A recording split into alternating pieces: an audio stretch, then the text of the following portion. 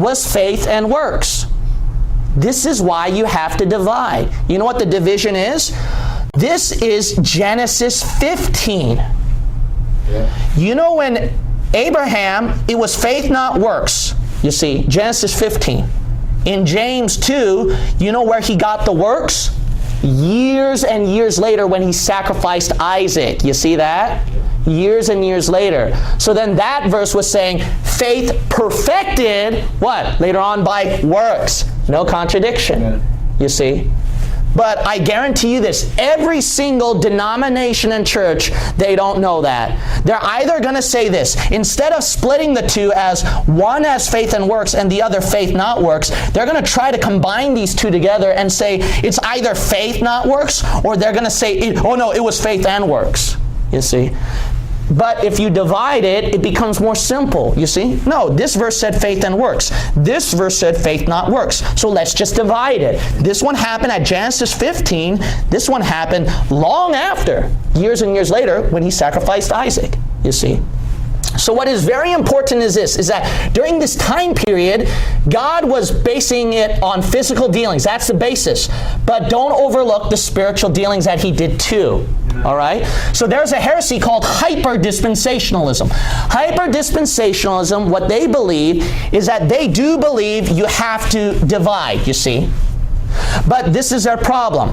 They think there is nothing spiritual Christian doctrine involved until all the way over here. All the way over here. And they think that right here, right here, right here, right here, right here, there was nothing spiritual Christian. No, there is. You saw one right here that Paul used. You see? Otherwise, Paul would be lying, would he not? You see? So that's why you have to avoid these guys. So these guys, if you hear them say, oh, this is Jewish, not Christian. This is Jewish, not Christian. This is Jewish, not Christian. That should be a warning light to you. You should be very careful. Yeah. Because yes, it is true. A lot of it was based on physical dealings, Jews. But don't forget the spiritual dealings right here too. There are some spiritual dealings that God did.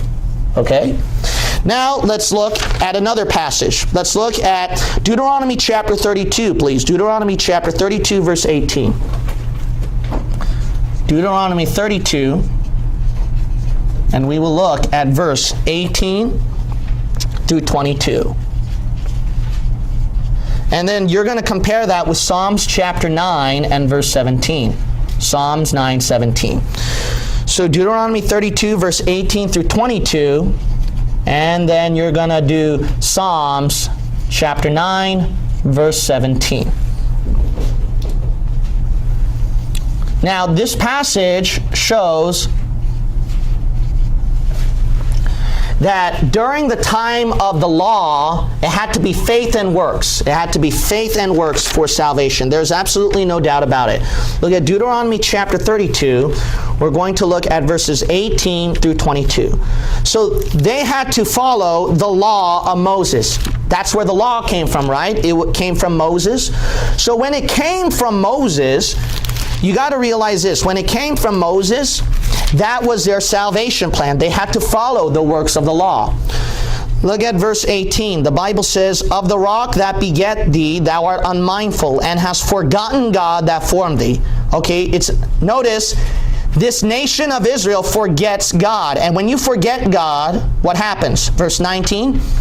And when the Lord saw it, he abhorred them because of the provoking of his sons and of his daughters. And he said, I will hide my face from them. I will see what their end shall be. For they are a very froward generation, children in whom, is no faith. You see, God does not count them as people having faith if you've forgotten God. Now, how many Christians saved by faith today have forgotten God in their walk? That's right. All right, so this is problematic. Now look at verse 21. They have moved me to jealousy with that which is not God. They have provoked me to anger with their vanities, and I will move them to jealousy with those which are not a people. I will provoke them to anger with the foolish nation. And look at this. For a fire is kindled in mine anger, and shall burn unto what? The lowest hell. You see? So if their daily life, they forget God, and they turn unto vanities, You see, if they fail in the works, what happens? They go to hell. That's right. But